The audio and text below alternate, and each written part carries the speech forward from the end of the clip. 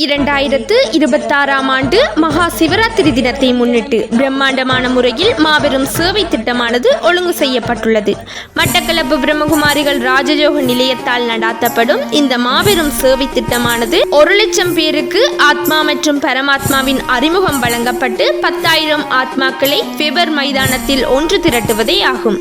இதற்காக பாடசாலைகள், ஆலயங்கள், பொதுச்சங்கங்கள் மற்றும் இல்லங்கள் போன்ற பலவகைப்பட்ட பிரிவுகளுக்கு சென்று ஆத்மா மற்றும் பரமாத்மாவின் அறிமுகம் கொடுப்பது அக்டோபர் மாதம் 1ஆம் தேதியிலிருந்து ஆரம்பிக்கப்பட்டுள்ளது.